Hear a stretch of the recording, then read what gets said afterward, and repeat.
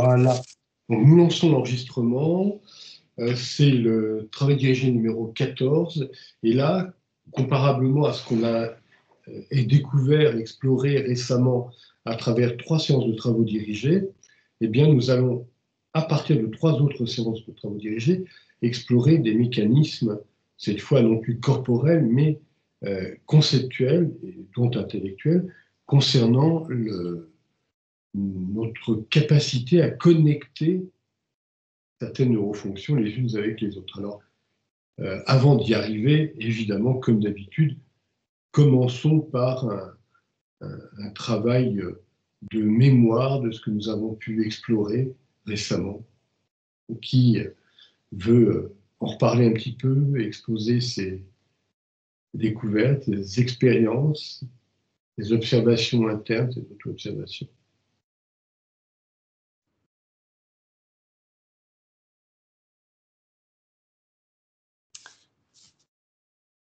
Là, de silence. Nos auditeurs inconnus. Moi, je veux bien, j'ai un petit peu observé, mais j'ai l'impression de démarrer à chaque fois. Je veux pas prendre le dessus, c'est pour ça. Brièvement, j'ai une forme de mémoire d'entrée dans l'exercice au niveau du moment où je vais chercher mon déjeuner, le midi au travail. Il n'y a pas de pause déjeuner en Angleterre, on va chercher à manger et on revient directement à son bureau. Donc il y a un moment où je marche dans les couloirs du grand centre commercial autour duquel je travaille. Et là où j'avais beaucoup de mal à mettre ensemble des neurofonctions, j'ai auto-observé que la rapidité d'entremêlement ou la rapidité j'ai envie de dire, de connexion entre elles augmente avec le temps assez rapidement. Donc très souvent, automatiquement, donc comme ma neurofonction de base étant l'ouïe, donc ça c'est la neurofonction de stabilisation. Et comme je suis en état de marche, la vue, la vision également, les deux en même temps, et évidemment donc prenant conscience de l'espace autour de soi. Donc oui, et vision, j'ai auto-observé une forme de ralentissement en fait de la perception des sens. C'est assez étrange, un peu comme, je ne sais plus comment ça s'appelle, un peu comme les plans cinématographiques où on zoome sur la personne devant, mais on zoome arrière sur le fond de, je sais plus, il y a un nom pour ça, j'ai oublié. Donc une sensation un peu de ralentissement devant moi, mais d'extension derrière moi. Et en termes d'auto-observation de l'espace, j'avais l'impression de zoomer sur mon application Google Maps, parce que je me visualisais en train de marcher dans le centre commercial. Donc je visualisais ensuite autour de moi les boutiques que je connais, les boutiques que je connais pas, mais que j'extrapolais. Après, je passais donc en niveau souterrain. Après, je passais au rez-de-chaussée. Donc, j'imaginais le parc au-dessus de moi, les immeubles en 3 dimensions, donc, qui pointent assez haut. Là où je travaille, c'est des grandes tours. Et après, je me voyais au-dessus de Canary Wharf, où je travaille. Et je voyais ensuite la carte de Londres avec ma maison et la carte de l'Angleterre ensuite. Donc, c'était assez intéressant. C'était un peu comme si je me voyais en train de zoomer géographiquement pour voir l'espace pays, mais avec une certaine granularité, je voyais l'espace vertical et on va dire je passais dans 3 dimensions. Donc il y avait une forme de 3D, 2D assez étrange. Voilà ce que j'ai pu observer. En plus, ce que tu cherchais, donc le principe de focale, c'est comme les cônes et les bâtonnets dans le système de nos yeux. Et on s'aperçoit en effet que si tu vois très bien l'arrière-fond, ce qui est devant, tu le vois en flou, et à contrario, voilà. Mais c'est très, très intéressant, oui, Tom. Profondeur de champ, je crois que c'est ça le terme. C'est la profondeur de champ qui avait tendance à se focaliser justement devant. Et ce qui était au fond de ce que je vois avait tendance à... Il y avait une fuite un petit peu, mais comme la sensation dans l'auto-observation de prise de contrôle un petit peu. Je me voyais presque un peu comme dans la matrice, quoi, où tu prends conscience de toi et dans un sens, prendre conscience que ceux qui sont autour de moi n'ont pas conscience d'eux-mêmes. Donc je me sentais un petit peu étranger dans ce sens-là. Voilà. Je pense au film Matrix, oui, bien sûr. Pour ceux qui sont assez jeunes pour le connaître. Bon, je pense qu'on a tous, oui, à part quelques gens de 90 ans, mais Voilà. on n'en a pas trop ici. Tout va bien. Et alors, si on se tourne vers Isabelle et Carole. Oui. Alors, je voudrais rebondir sur l'expérience d'Amaury parce que j'ai eu un peu le même genre d'expérience cette semaine particulièrement parce que je donnais des formations et qui travaillaient beaucoup sur l'émotionnel. Et donc, je me suis, en fait, j'étais au centre d'un groupe et donc j'avais vraiment la conscience de ma biopsychomachine dans l'espace de cette salle. Et à un moment donné, alors qu'on travaillait sur quelque chose de, en fait, une situation inconfortable que chacun devait décrire, j'ai, en fait, ma biopsychomachine a fait un zoom sur une personne du groupe qui avait une très forte réaction émotionnelle. Et donc, il y avait à la fois la vision et le son, puisqu'elle a eu des gros sanglots, cette personne-là. Donc, elle est devenue très rouge, etc. Et donc, des gros sanglots. Et en même temps, j'avais l'impression d'une défocalisation parce que j'étais à la fois focalisée sur cette personne et en même temps, je maintenais mon attention sur le reste du groupe. Et en fait, j'ai eu la sensation d'être, et c'est pour ça que je parlais tout à l'heure de ça, à la fois au centre de l'univers et en même temps, je ne sais pas si vous voyez les petits points sur le cercle, à la fois à différents endroits de la pièce en même temps pour rester sur les autres personnes du groupe. Et j'ai vraiment eu une sensation d'être, que ma biopsychomachine était démultipliée à plusieurs niveaux. Isabelle, mais tu viens de dire, quand quelqu'un en toi disait que tu avais conscience donc des gens, la personne qui pleurait, d'autres gens autour, mais est-ce que tu avais conscience que tu parles de l'écoute et tu parles de la vision, mais est-ce que tu avais conscience de toi dans l'espace, c'est-à-dire ce qui nous intéresse? D'accord. C'est parti de là. J'étais vraiment au centre, donc ma biopsychomachine, j'avais vraiment conscience et stabilisé cette posture de ma biopsychomachine au centre de cette pièce quand tout d'un coup, il s'est passé ce qui s'est passé. Et donc, c'est là où je me suis rendu compte que je vivais cette expérience de vivre à plusieurs niveaux les neurofonctions qui cohabitaient ensemble. Parce que l'intérêt de l'expérience précédente, c'est justement d'avoir des neurofonctions type justement visuelles et auditives, mais aussi et surtout l'espace dans lequel prise de conscience corporelle, par exemple. D'accord. Alors, je me tournais vers Carole, je ne sais pas si tu as pu suivre la dernière vidéo parce que tu étais absent, donc pour découvrir un peu l'objet de maintenant. Si, j'ai écouté avec attention, j'ai même relevé deux choses qui m'ont beaucoup marquée et qui m'ont aidée dans dans les 15 jours là, d'expérimentation.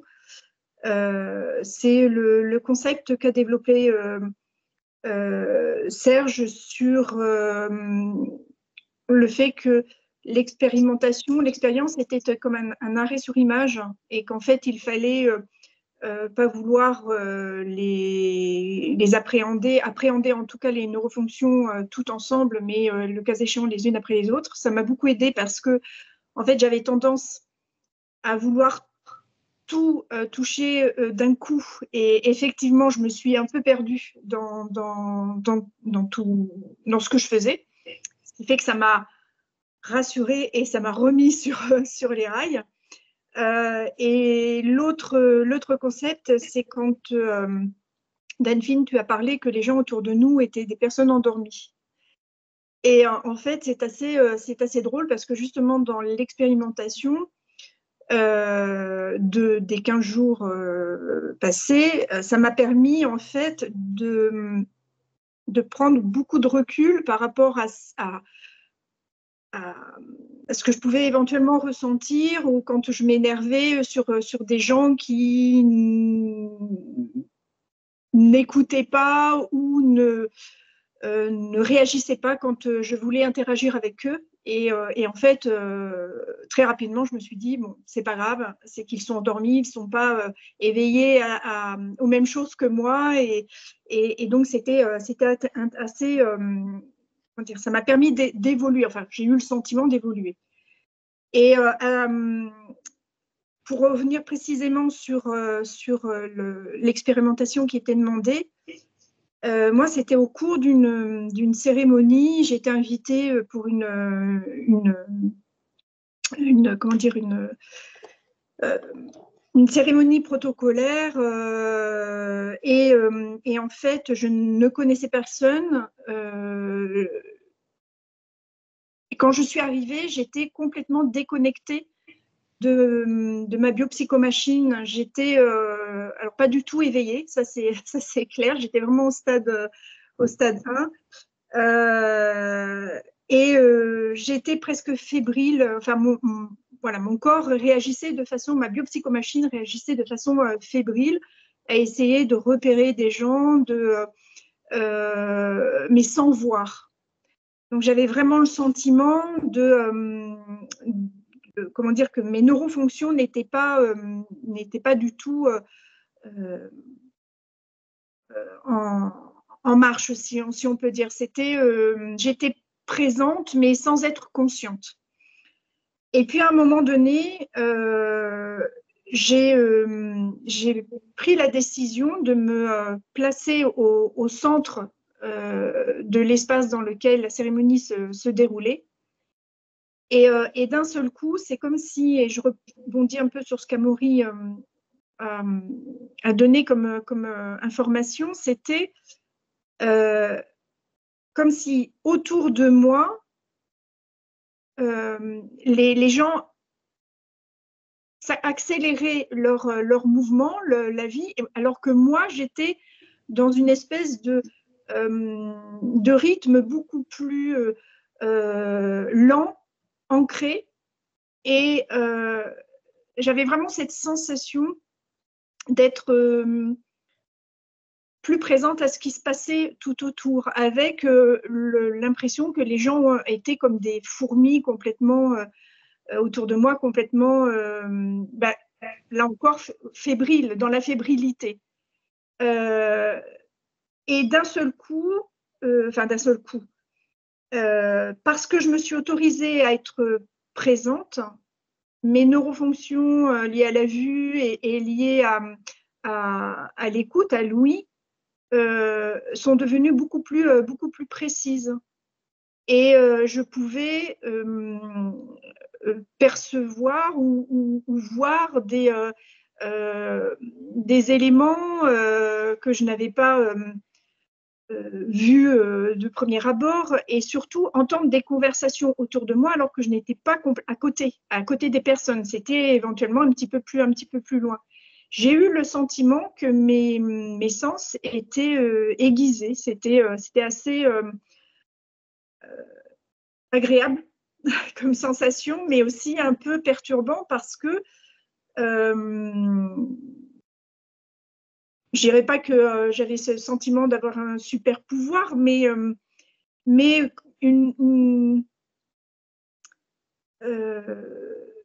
oui, cette notion, je reprends ce concept d'être pleinement présente au centre d'une scène où les gens étaient endormis sur le plan, on va dire, intellectuel ou lié à la conscience, mais par contre très fébrile sur le plan corporel. Donc, comme s'il y avait non pas un dédoublement, mais une réaction vraiment liée au fait que j'ai accepté d'être dans mon environnement et de m'ancrer. Et à partir de là, effectivement, voilà, les autres neurofonctions ont pu être aiguisées. Alors, ce que tu dis, alors déjà, bon, en effet, la phrase mienne de la séance de travaux dirigés précédente, c'était en effet concernant les gens, de moi c'est ce que j'ai dit, les gens ne sont pas méchants, ils sont endormis. Et c'est vrai que quand on prend cette considération-là, on est beaucoup moins dans de la réactivité parce qu'on se dit, mais oui, l'autre, il n'est pas comme moi, attentif ou attentive à ceci ou cela. Et ce que tu mets en évidence aussi va pouvoir servir pour le cours d'aujourd'hui, dans le sens où précisément, ce qui est important, c'est de prêter attention à comment ça fonctionne en nous. Si je me réfère à Sigmund Freud, qui s'était intéressé en tant que neurologue à des associativités intellectuelles et on pourrait dire même conceptuelles. Et on peut se dire que quelqu'un te dit, tu parles comme ça, te dit, ah oui, vous avez vu la dernière, je sais pas, la dernière manifestation de ceci ou cela, la dernière actualité politique, militaire, que sais-je, enfin l'actualité, et bien là, tout de suite, il y a un problème qui se pose. C'est que les gens, on va dire nous, quand nous fonctionnons au seul stade 1 de veille, eh bien nous réagissons par automatisme, par associativité, c'est-à-dire ah on m'a dit ceci, ah oui d'ailleurs au sujet de ceci, ah blablabla, et ça parle, et puis quelqu'un d'autre va dire concernant cela, ah oui tu sais ça, et puis soudainement un autre qui parle sur cela, blablabla, et puis si ça touche en nous-mêmes tel ou tel réseau de neurones, ah oui d'ailleurs et finalement on s'aperçoit qu'il n'y a aucun pilote nulle part dans l'avion. Tous les gens sont des automates qui réagissent automatiquement à ce qui a été dit par l'un, l'autre, le troisième, le énième. Et quand on prend conscience de ça, et de soi dans ça, justement, notamment sur le plan du positionnement extracorporel, tiens, je suis au milieu de la salle, ou je suis dans un groupe, il y a 3 personnes autour de moi, ou un peu ce que disait notamment Amaury avant sur les boutiques qui suivent les unes les autres, par exemple. Ben, on s'aperçoit qu'on est avec un tel dans tel groupe, puis tel autre dans tel autre groupe, et on s'aperçoit que c'est sans cesse une suite de mécanismes, de groupes. Donc les gens ont l'air de parler, d'ailleurs c'était Isabelle oui, qui nous parlait de l'un et du multiple, d'ailleurs le travail essentiel de recherche de Stéphane, entre l'individu et la collectivité, mais on est en plein dedans. L'individu qui va avoir complètement oublié qu'il est là parce qu'il est référent à des idées, mais il n'est pas référent à son corps connecté aux idées. Il est référent, on parle à la personne qui pleure, oh là là, il y a tel drame dans ma vie. Bon, oui, mais référent à l'émotion, mais pas à la sensation, pas à la réflexion. Il n'y a pas de connexion dans la machinerie, et donc ça fabrique des automates. Nous, comme nous sommes complètement oubliés de nous-mêmes au stade 1 de veille, et la plupart des gens qui n'ont jamais entendu parler d'un stade 2 où on peut connecter ceci avec cela pour prendre conscience de soi, donc forcément... Ça nous paraît des gens parfois sinistres. Comment ça, mais il ou elle m'a insulté, même revient à m'insulter, c'est blessant. Ben non, l'autre ne sait même pas qu'il nous insulte. C'est presque de la schizophrénie. Il y a une schizaïm en grec, ça veut dire séparer, découper. C'est exactement ça, il y a une séparation. Alors, je me tournerai peut-être vers Stéphane, si tu as expérimenté ce domaine-là ou pas. En vous écoutant, je pensais à une expérience que j'ai réalisé un peu au début de mon oncologie, où justement c'est en relation avec la position dans l'espace, c'est-à-dire dans mon véhicule, où j'essayais d'imaginer que ce que ça donnait si je m'auto-observe de l'extérieur de ma voiture, c'est-à-dire je m'auto-observe de profil, je m'auto-observe devant, je m'auto-observe à gauche, et effectivement, dans une certaine mesure, on peut étendre le champ de sa conscience au-delà du véhicule dans lequel on est. Et après, la deuxième observation en relation avec ce qui a été dit précédemment, c'est le fait que moi, ma biopsychomachine n'est pas du tout branchée sur l'écoute. C'est-à-dire, là, j'étais avec une amie pendant quelques jours et de façon répétée, elle m'expliquait que je ne l'écoutais absolument pas.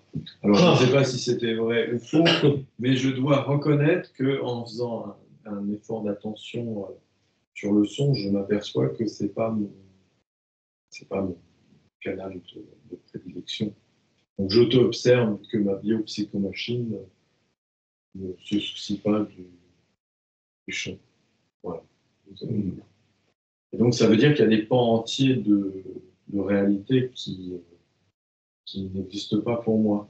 Ouais, donc, j'ai besoin justement d'une focalisation forte, à la fois sur moi et en même temps sur la personne qui me parle, avec le sens qui est derrière. Sinon, pour moi, ça reste quelque chose qui sont un peu comme des sons qui n'ont pas qui ne sont pas interprétés. C'est-à-dire, c'est avant que ça soit interprété, ce sont des sons qui n'ont aucun sens. Ce sont des sons.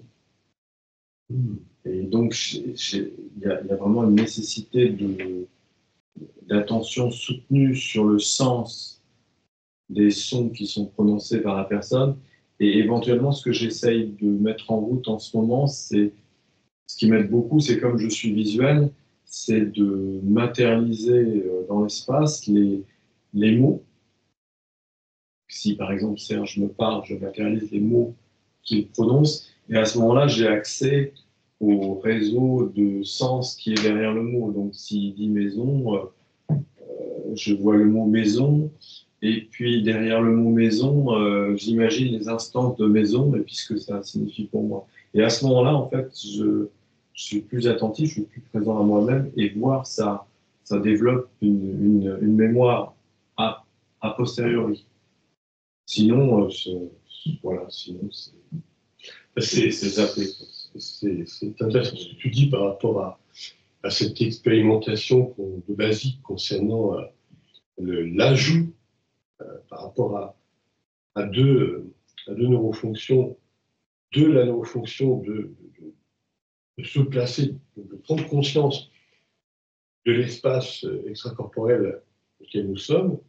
Bien, finalement, pour toi, ça devient le moyen de renforcer, en pensant au renforcement synaptique, c'est-à-dire que la connexion se renforce et se renforce de plus en plus, donc aire de Wernicke, l'information qui rentre auditive, qui semblerait n'être pas importante parce qu'elle n'est pas visuelle, mais à force d'arriver jusqu'à la région sémantique, en prenant conscience de l'espace dans lequel tu es, va renforcer la connexion entre visuel et auditif. Et progressivement, tu vas te retrouver quelques années plus tard avec j'entends un son, mais je comprends exactement ce que ça signifie profondément, sans l'avoir lu. Oui, alors peut-être ce que tu me dis me fait penser à un exercice, peut-être d'essayer de, comme il n'y a pas forcément de relief entre les sons, par exemple, qui sont graves ou aigus, et peut-être qu'en les visualisant d'une façon plus proche ou plus lointaine, ça peut peut-être aider à former un relief des sons qui, pour moi, sont peut-être monocordes. C'est-à-dire, j'ai pas l'impression d'effectuer une grande différence entre une voix de telle personne ou telle personne. Comme ce n'est pas mon canal de prédilection, donc peut-être que le fait de les différencier dans l'espace peut peut-être aussi aider à raccrocher.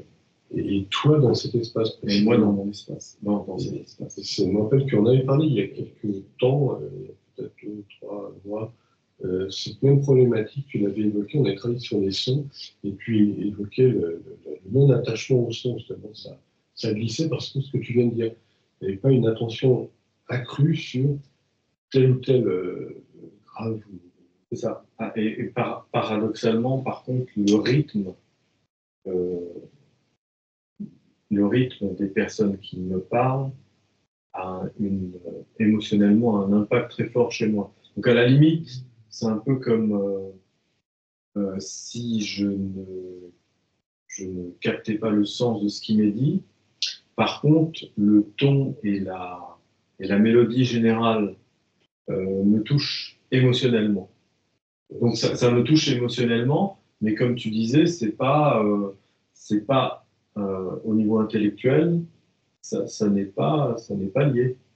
C'est pas relié. Oui, c'est le visuel qui est lié. C'est surprenant. C'est un peu comme Amaury qui nous dit que c'est plutôt l'oreille pour lui. Oui. Alors, Laurent qui nous a rejoint, pourrais-tu nous raconter un petit peu, bonjour à toi, ce que tu as pu vivre si tu as testé l'expérimentation dernière, donc 2 neurofonctions associées à spécifiquement la neurofonction de j'ai conscience de l'espace corporel, extracorporel dans lequel je suis. Oui, alors, comme j'ai dit, normalement, le son, c'est quelque chose que, peut-être au vu qu'il y a toujours un son quelque autour de moi, j'arrive à peu près à éliminer de mon esprit. Alors, quand je pense à tout ce qui est autour de moi, de façon où je suis situé dans l'espace, quand j'arrive à faire l'expérimentation et comme j'ai dit, c'est quand il y a une perturbation ou quand tous mes sens sont mis à l'appel, je dirais que je suis ma posture elle change un petit peu et après je sens que je suis attiré peut-être vers le bas en regardant ce que je suis en train de faire, en focalisant dessus et après si je m'efforce après à regarder tout ce qui est autour de moi, mais il y a toujours un premier effet que je regarde en bas et c'est seulement après que je regarde autour de moi ce qui se passe, si vous comprenez ma sens.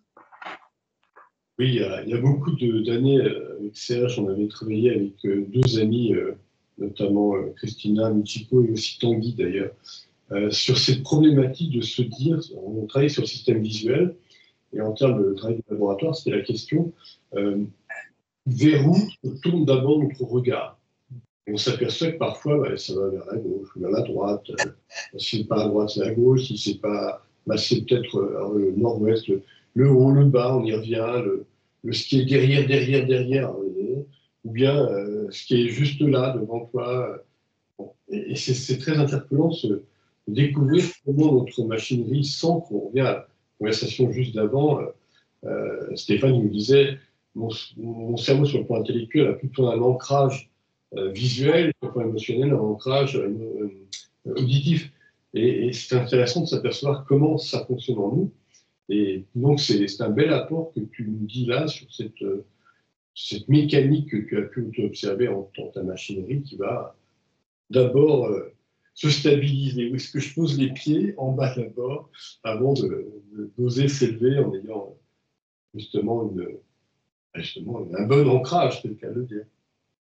Donc là, dans la neuroconnexion dont tu viens de nous parler, il y a à la fois donc, une neurofonction 4, parce que il y a un mouvement du regard, et ensuite il y a la neurofonction 3 qui peut apparaître, c'est vers où ce mouvement de regard me porte, et maintenant, qu'est-ce que je regarde? Est-ce que je regarde une couleur? et après je vais repartir vers un autre endroit, un autre mouvement du regard pour aller vers un objet, pour aller vers une forme peut-être. Voilà, donc là, dans ce travail, tu obtiens les deux neurofonctions, donc les 4 inter 3. Et ensuite, si tu étais dans le travail qui était des derniers travails dirigés, donc tu peux rajouter le 2 et cette notion d'espace et le sentiment où est-ce que je me situe corporellement dans l'espace. Et ensuite, dans ce travail-là, tu t'attrapes, parce que là, c'est vraiment, tu te captures en train d'avoir ce mouvement du regard qui va d'abord vers le bas. Voilà. Oui, 4 inter 3, inter 2. Et voilà. Bon, on a un petit tour d'horizon, à moins que vous ayez un ajout, sinon on attaque, on entre dans le travail dirigé numéro 14. Alors, comme je disais en amont, nous allons aborder donc, trois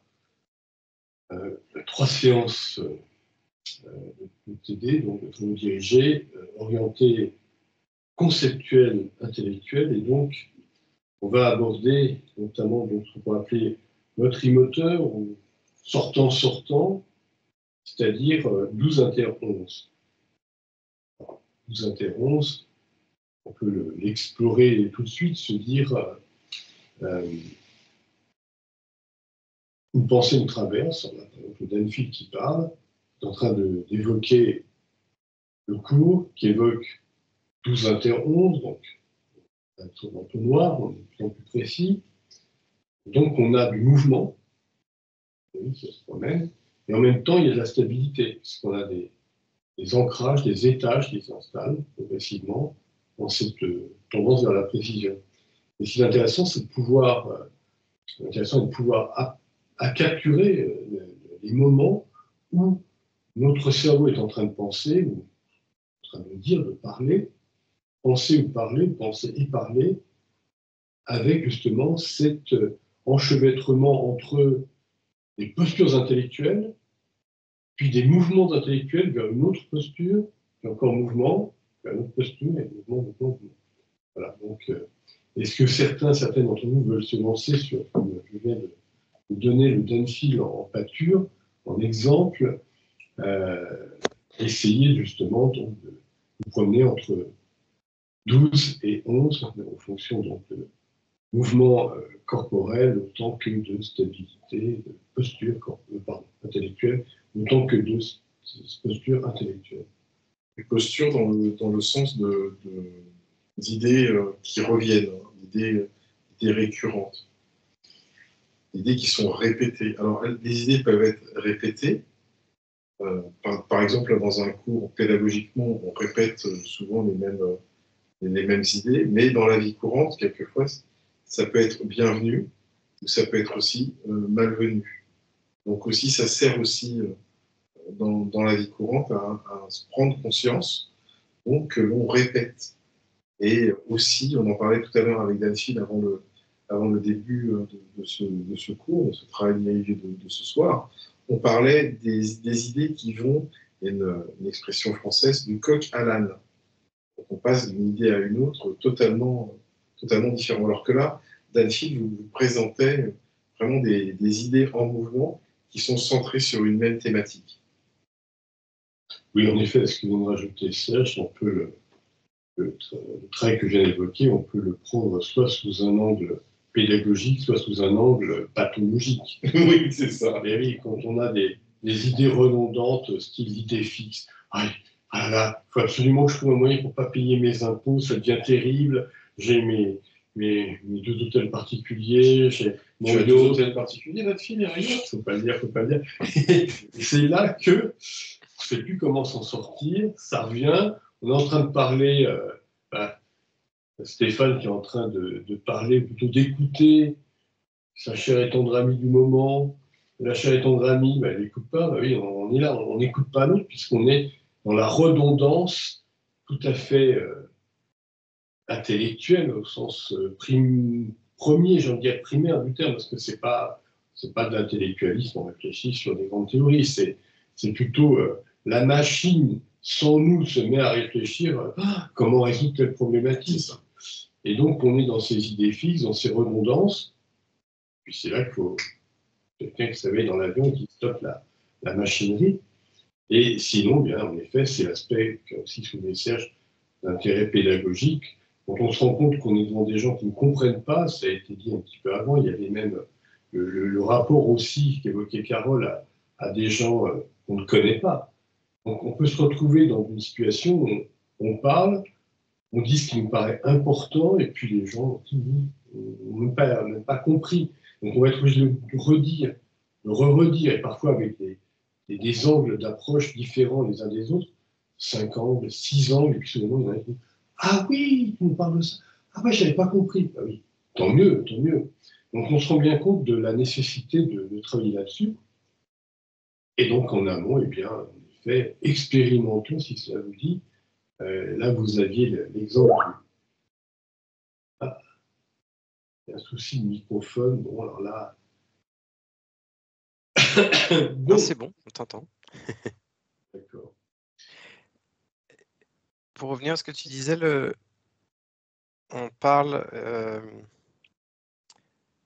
Justement, est-ce qu'on parle d'idée et du mouvement de l'idée dans le même, juste pour être sûr que j'ai bien compris, hein, on reste dans le même thème, ou bien on passe du coq à l'âne, ou bien l'un ou l'autre?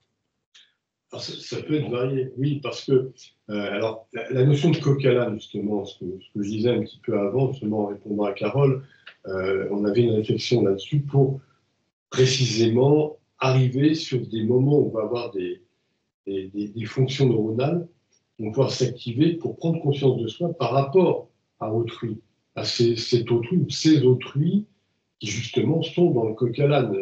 On parle de ceci, ah ceci, oui, ah, blablabla. Puis après quelqu'un évoque, ah oui, mais ça me rappelle cela, ah oui, moi aussi on va parler de cela, blablabla.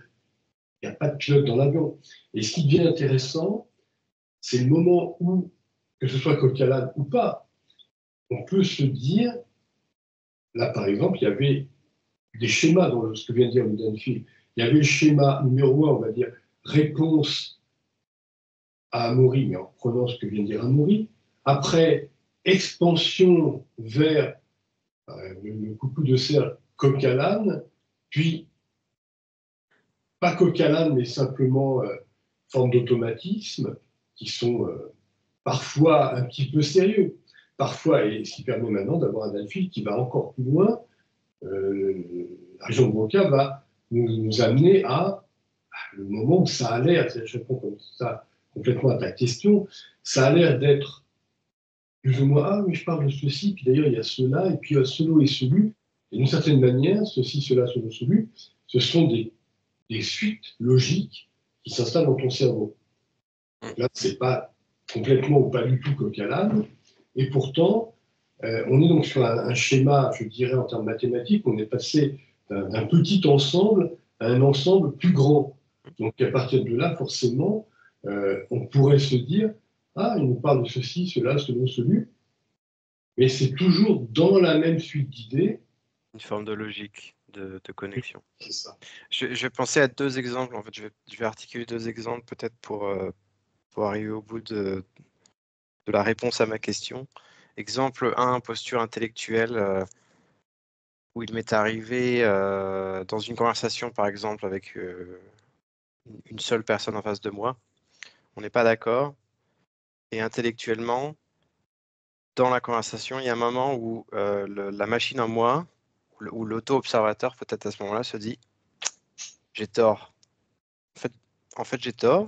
Je me rends compte que j'ai tort, mais je ne le dis pas et il y a une forme de délai. Donc, c'est-à-dire que j'ai conscience d'avoir tort, mais la machine continue dans on est en désaccord, donc je continue. Et à un moment donné, la machine émotionnelle, donc par exemple avec ma femme, que je connais évidemment très bien, la machine émotionnelle se dit pourquoi la machine continue, enfin l'auto-observateur se dit pourquoi la machine continue alors que je sais qu'elle a tort. et admet qu'elle a tort. Et donc ça, c'est un premier exemple. Est-ce que ça, ce serait qualifié de posture intellectuelle et mouvement dans l'idée, puisque j'avais une idée que je tenais fort contre moi, et au final, j'adopte l'idée, pas opposée, mais une idée légèrement différente. Comme le souligne Serge, oui, c'est vraiment tout à fait un excellent exemple, parce que moi aussi, ça m'est arrivé avec ma compagne, hein, mais ça, c'est intéressant, c'est de pouvoir se dire, c'est finalement un métalangage, pouvoir se dire en soi-même, et là, on se dispute sur ceci et cela, mais finalement, à tel niveau, c'est cohérent. Ce qu'elle me dit, c'est tout à fait juste. Pourquoi je vais rester sur ma position? Elle n'a plus de sens. Donc, je vais renoncer à ma position. Et comme tu l'as dit, le problème, il est dans le mécanisme émotionnel qui est à côté du mécanisme intellectuel. On a lancé j'ai envie de dire, la Panzerdivision, hein, on a lancé l'armada, c'est une grosse machinerie, et on ne s'est pas appuyé sur le frein, le stop, le système GABAergique, on ne s'est pas inhibé la machinerie, et c'est là tout le problème. Mais en effet, plus, et ça on reviendra plus tard quand on travaillera sur notre neurosystème émotionnel, mais plus on s'entraîne justement sur le plan intellectuel à pouvoir jouer, en l'occurrence, sur l'observation de telle idée qui s'installe petit à petit comme fixe, on va dire idée fixe. Puis soudainement, ça change d'idée, il y a donc un mouvement intellectuel, mais finalement, cette idée, non, elle n'est pas si importante que ça, mais de toute élan, non, c'est pas juste. L'idée fixe qui revient, mais si, puis de nouveau, puis au bout d'un moment, de ce va-et-vient entre justement posture intellectuelle, mouvement intellectuel, on arrive à stabiliser, et ça pourra nous aider plus tard pour bloquer les émotions. On y reviendra. Ouais, je ne sais pas trop si je réagis sur bloquer les émotions. Je ne suis pas tout à fait d'accord avec toi, dans le sens où les émotions, elles viennent, comme d'ailleurs les mots. C'est-à-dire qu'on peut avoir une idée fixe à un moment, et puis s'apercevoir que le lendemain, la situation ayant changé, l'énoncé change également. C'est ce qui perturbait la personne avec qui j'étais ce week-end, qui ne comprenait pas que je puisse être à ce point paradoxal. C'est-à-dire, justement, changer d'avis comme ça. Et pour moi, ça n'a pas de comment expliquer ça? C'est une problématique qui est liée au langage lui-même. Le langage lui-même, il prend des positions, mais le langage, il est imparfait, il est imprécis. Si on veut donner de la précision, il faut beaucoup de temps. Et je ne pense pas que la conscience et la présence à soi-même soient forcément aidées par cette pollution du langage qui, justement, se centre sur des idées fixes, sur des boucles. Et le fait de libérer cet attachement au langage, vraisemblablement, en tout cas pour moi, tel que je le ressens, est plutôt un soulagement et une meilleure présence à moi-même. Donc, alors, voilà, il y a, donc, ce que tu viens de dire, ça avait été intéressant justement en termes en fonction 11 et 12. Il y avait des va-et-vient, donc justement, de mouvements intellectuels et aussi des ancrages, des postures intellectuelles. Et tu évoquais à un moment donné la problématique émotionnelle, puis les mots. Alors, on ne peut pas capturer une émotion, mais on peut capturer l'expression d'une émotion. C'est différent, et c'est comme ça qu'on arrive peu à peu à capturer l'émotion via son expression. En fait, c'est pas nous qui la capturons en tant que telle, parce qu'en effet, si brusquement, quand tu as eu, je sais pas, le feu dans la maison, une émotion, t'es déjà pris dedans, t'es submergé immédiatement. Mais par contre, à force de s'entraîner à capturer comment elle s'exprime, cette émotion, et donc en passant par un biais intellectuel et corporel, il y a deux voies morales, eh bien, peu à peu, en utilisant l'une et l'autre, on va travailler ça dans les mois qui viennent, eh bien, il se passe un événement intéressant, c'est qu'on capture l'expression. Et donc, peu à peu, l'émotion devient capturable. Et puis, on peut, je vais un peu dans le sens de l'anaphisme, une explication pour toi. On peut moduler cette expression de l'émotion en fonction du contexte, de la situation. On n'est plus l'automate qui va générer donc cette émotion alors elle peut être malvenue. Donc c'est aussi ça, cette approche-là, qui nous permet d'être présente à l'émotion. Ça veut pas dire nullement que l'on va supprimer cette émotion ou que l'on va la... Non, on va juste être là, équilibré en fonction de ce que l'on veut que cette émotion soit, en fonction de nous et de l'autre. Mais là, on a dérivé sur les émotions alors que c'est pas le sujet d'aujourd'hui. Mais bon, je voulais aussi parler à Stéphane. Mais en même temps, si on revient sur les réflexions, c'est intéressant quand tu évoques, Stéphane, la problématique de l'adaptation à notre cerveau qui réfléchit, on va dormir, il a réfléchi à telle thématique d'hier, et puis aujourd'hui, il dit le contraire de ce qu'il a dit hier. Mais si jamais nous argumentons suffisamment, parce que souvent le problème dans nos sociétés modernes, c'est le manque de communication, je dirais profondément le manque d'arguments. C'est-à-dire, oui, bah maintenant j'ai compris que c'était comme ça. Pourquoi j'ai compris? Quel a été mon schéma de réflexion et dans quel cadre ça m'a amené à penser que et à comprendre que, et donc à être différent d'hier. Et si on est très, très explicatif, très pédagogue, au bout d'un moment, en général, l'autre accepte le raisonnement, si l'argument est bon. Est-ce que je peux rebondir sur ces deux témoignages, à la fois d'Amaury et de Stéphane, dans l'idée que on parlait justement des conversations qui peuvent mener à des émotions fortes aussi, puisque c'est souvent avec des personnes proches. Nous avons remarqué, mon mari et moi, que nous sommes tous les deux avec des biopsychomachines beaucoup plus visuelles qu'auditives, et que donc ça crée souvent des problèmes de communication, puisque en fait, on ne se rappelait pas forcément de manière très précise les mots prononcés par l'autre, mais par contre, effectivement, beaucoup plus des gestes et de ce qui s'était passé de cette façon-là. Et du coup, on a pris la décision pour des sujets qui nous paraissaient vraiment importants de s'enregistrer, d'enregistrer ce que chacun avait à dire. Et prononcer puisse être réentendu par l'un ou par l'autre à un moment où justement l'émotion est retombée et qu'on puisse ensuite reprendre la discussion de manière bien plus apaisée parce que justement on a pu pénétrer, enfin nos biopsychomachines respectives ont pu pénétrer dans le champ auditif de l'autre et de la parole et ça, enfin je dirais que ça a apaisé la communication, donc je pense que ça peut être important, mais encore faut-il reconnaître effectivement sa prédominance visuelle, auditive ou autre. Oui, Isabelle, est-ce que là, tu peux nous narrer un peu quels ont été les mouvements intellectuels qui se sont succédés et donc les idées fortes qui ont germé dans ton petit exposé? Alors, les idées fortes et les mouvements intellectuels, c'était arriver à apaiser la communication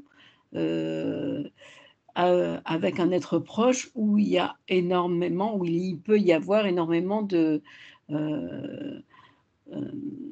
Isabelle, plus précisément, on pourrait dire qu'il y a eu par exemple 3 temps en termes de posture intellectuelle qui ont été donc reliés par 2 mouvements. Oui. Le premier, c'est l'observation d'une incapacité de communication face à 2 personnes qui ne sont pas auditives. Ça, c'est la première observation. Ensuite, la deuxième, c'est la posture, la deuxième pensée qui nous a traversé, c'est comment est-ce qu'on peut faire autrement pour arriver à communiquer sur des sujets qui nous tiennent à cœur et pour lesquels il nous faut prendre des décisions importantes. Et la troisième, c'est la mise en place d'une solution. Oui. Et très très bien, oui, parce que Ouais, c'est ça. on a tous ce genre de soucis avec tel ou tel dans la vie. Oui, mais je me rappelle, tu as dit ça. Mais non, j'avais dit ça. Et alors là, quelle preuve, comment c'est ma mémoire contre la mémoire de l'autre. Et comme souvent on n'est pas là quand on parle, enfin, sauf les neuroconnecticiens en herbe. Donc nous, on essaie de travailler ça pour être justement présent au mot, pour ne pas fâcher l'autre, et pour trouver un bon argumentaire que l'autre va pouvoir comprendre, saisir. C'est ça aussi ce travail sur la série conceptuelle intellectuelle. J'observe un Amaury, les mains jointes. Oui, c'est sérieux. La posture et la posture intellectuelle alignée avec la posture physique. Il y a un exemple qui s'est manifesté en moi là, à l'instant parce que tu disais, Serge, parce que dans la posture et dans la réponse dans ce type de conversation, ce que nous on a observé avec ma femme notamment, c'est la différence entre tu as dit ça et j'ai entendu. Et en fait, le positionnement étant très différent, puisque en gros, on décrit ce que la biopsychomachine a capté. Elle n'a pas forcément capté la bonne information. Il y avait peut-être un bruit physique ou émotionnel qui du coup sépare le tu as tort du j'ai peut-être pas l'entendu. Et effectivement, il y a eu des positions par le passé où ma biopsychomachine a vraiment entendu un mot, alors que la personne de l'autre côté, par exemple ma femme, est vraiment persuadée qu'elle a dit un autre mot. Et donc, on ne sait pas qui a raison, mais en général, on revient sur la conversation puisqu'on sait que ni l'un ni l'autre n'a tort ou n'a raison. On ne campe pas du coup sur... du coup, la posture n'est pas une posture de campement sur la position. Bon, ça m'a fait penser à... Ça m'a rappelé ce type d'exemple.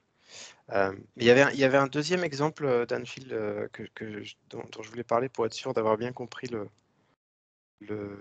les options ou les observations, les auto-observations. Alors, je t'interromps parce que là, il faudrait que tu dises après. Hein, j'ai d'abord parlé de. Ok. Puis après, mouvement intellectuel, et j'ai parlé ensuite de. D'accord, en 3 temps de mouvement, en 2 temps 3 mouvements. Que tu prennes bien conscience, c'est pas justement ce qui nous arrive à tous, c'est qu'on parle, ça parle en nous, il y a un automate qui parle, il n'y a personne pour savoir que ça parle. Alors que si, là c'est ce que je pratique tout de suite, mais ce que je t'invite à pratiquer aussi, si je conscient, chacun d'entre nous, si je m'efforce de réaliser que, là, par exemple, il y avait Danfield qui parlait d'un processus, puis après il arrive au jeu. Donc il y a eu un mouvement, et entre deux, en dehors du mouvement, il y a les deux postures intellectuelles. Donc c'est important de pouvoir, en plus, disais-je, t'efforcer de capturer, tiens, il y a une idée dans ma tête qui se dit, blablabla, d'accord, puis soudainement, ça passe à une autre idée. Donc il y a un mouvement, et l'autre idée, c'est bleu, ok, puis à un moment, il y a peut-être une troisième idée, blablabla, ok, mais tu es conscient des changements d'idées. D'accord. Voilà, je t'ai interrompu énormément, tu avais une seconde... Non. Oui, bien sûr, j'étais en train de réfléchir à la façon de le présenter.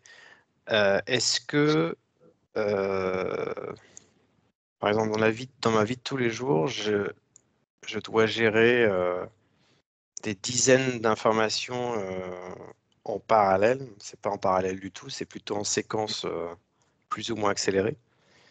Donc, il y a un saut très fréquent. Et si on parle d'idées intellectuelles assez poussées, donc des idées qui ne sont pas nécessairement d'ailleurs très élaborées, donc on parle de résoudre des problèmes plutôt, assez complexe et on parle de beaucoup de problèmes complexes à résoudre de façon urgente en parallèle. Donc il y a un saut permanent et ininterrompu de conversations qui se passent à la fois physiquement devant mon écran, par exemple là, étant présent physiquement sur ma chaise, mais avec vous virtuellement. Et je pourrais avoir une conversation électronique en même temps, avec un email en parallèle, et la machine en moi se rappelle des 12 projets dont il faut que j'envoie un résumé. Ce genre, et j'ai donc un saut permanent entre des idées intellectuelles donc, qui sont très, très compliquées. Donc, est-ce que ça, par exemple, ça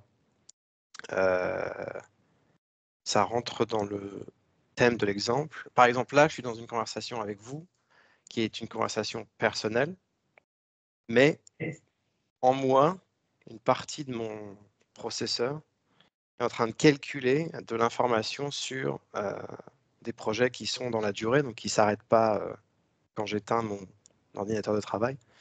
Donc j'ai un saut permanent très rapide entre cette conversation et un modèle mathématique que je suis en train de développer pour un projet, par exemple. Donc est-ce que ça... On n'est plus dans le même thème, si tu veux, on est dans vraiment un jeu intellectuel entre professionnel et personnel. Mais complètement, parce que là, tes 12 travaux d'Hercule, oui, c'est ça, il se pense en toi à ceci, tu es avec nous, puis ça se repense à cela, et puis le fameux projet mathématique revient, et donc à chaque fois, en effet, il y a un positionnement dans un espace, on est un peu plus loin, on en reparlera dans quelques jours, dans quelques semaines, il y a un positionnement dans l'espace conceptuel qui lui-même permet justement à la fois le mouvement d'une idée à l'autre et puis la posture intellectuelle en tant que telle. Et les postures intellectuelles, puisque, comme je dis, on a une douzaine. Voilà. Oui, complètement. Tu es pleinement dedans. Alors, ce qui est intéressant, il faut le notifier. Et avant, évidemment, je vais me tourner vers Carole et Laurent. Mais c'est qu'à un moment donné, tu as évoqué finalement le 10 inter 14, on va y revenir, c'est-à-dire en entrée cette fois, on pourrait parler de plus un processus conceptuel d'origine sensorielle, processus donc entrant, et se dire, bien soudainement, on a une image, entre guillemets mentale, une image conceptuelle, exactement.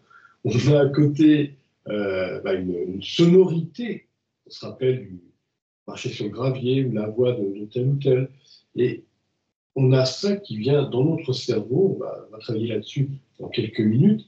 C'est extrêmement intéressant de pouvoir être à l'affût de ces mécanismes, donc enregistrés, donc on est sur la mémoire, mais en même temps travaillant sur, tiens, quand je rencontre un tel, et là on a la voix d'un tel, on a le visage d'un tel, en mémoire, je pourrais lui dire ci et ça. Et là, on a même parfois notre cerveau qui va plus vite que nous, à nous montrer que si on parle un peu trop excepté pour la mouche drosophile, si on parle un peu trop de vinaigre, l'autre, il va avoir une moue comme ça, et l'image, voire la voix comme ça. On a tout à l'intérieur de nous en termes conceptuels, d'origine sensorielle, donc c'est intéressant. Mais donc je retourne vers Carole et Laurent, si vous voulez bien vous aussi vous lancer à entrer en expérience, justement, à parler et capturer pendant que vous parlez ce qui est, comme là, j'ai encore un Danfield qui vient de passer du coq à l'âne, mais très, très sciemment. Donc, toute cette réflexion d'avant, puis maintenant, vers vous. Donc, quelles sont les idées qui vont se juxtaposer, et au demeurant, même, quels sont les mouvements, enfin, les déclencheurs des mouvements intellectuels entre telle et telle idée dans votre cerveau quand vous nous parlez.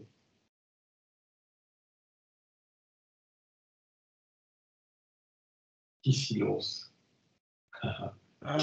Et, je me lance, je dirais que les choses qui m'amènent à réfléchir, généralement, ça va être une idée qui est nouvelle, quelque chose qui me fait dire ah, ben, j'avais pas pensé à ça, plutôt que, on va dire, le cycle de pensée, on va dire pas reçu, mais que j'ai déjà reçu, dont j'ai déjà l'habitude, des réactions, on va dire, habituelles. Alors, je pense que ce qui va faire réfléchir, c'est, ah ouais, ça, c'est pas la réaction que j'ai anticipée.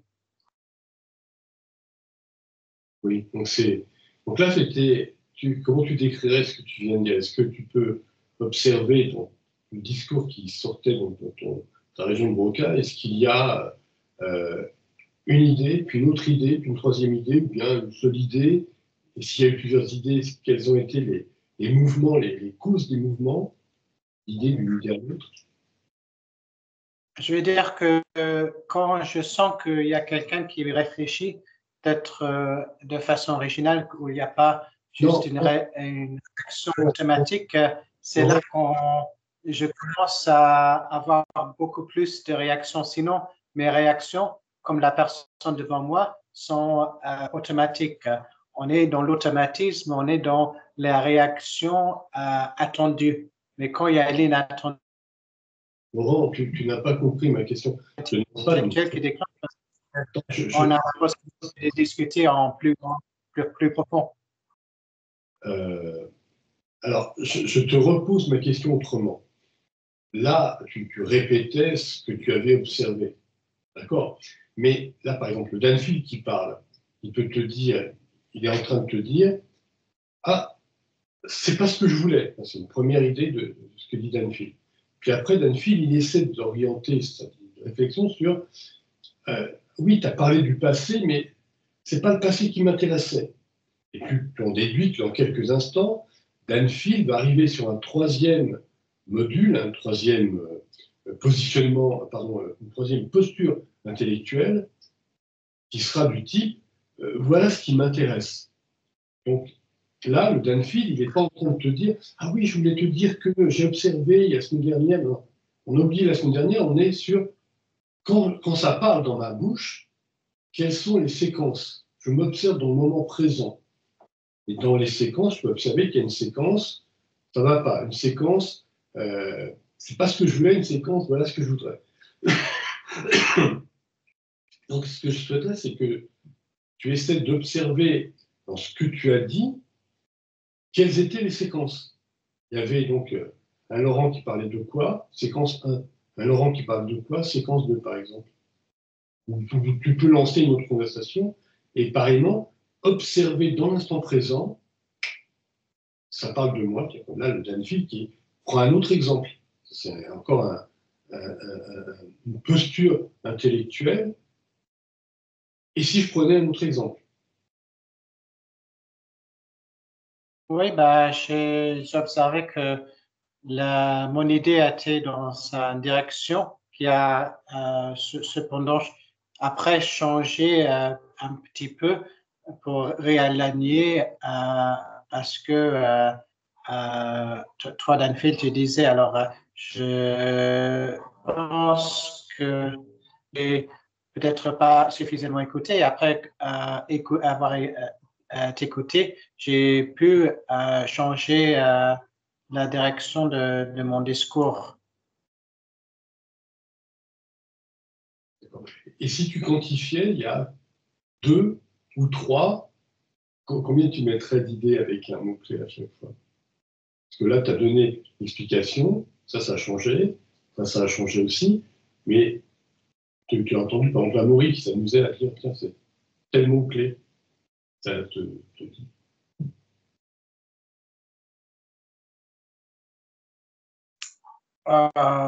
Oui, sûrement.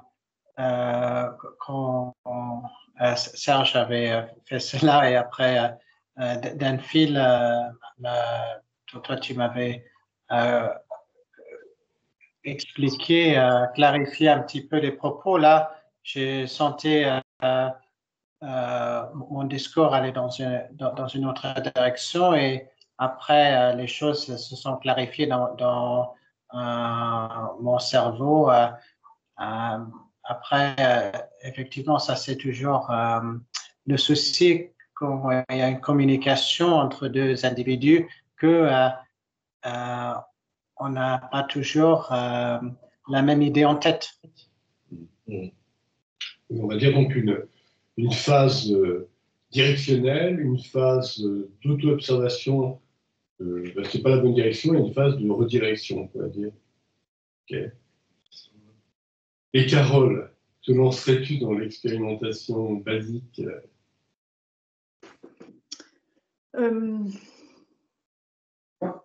Quand on parlait d'idées récurrentes, redondantes, j'ai plutôt tendance à imaginer un mouvement, un peu comme on le dit dans le langage courant, c'est le hamster sur sa roue qui tourne.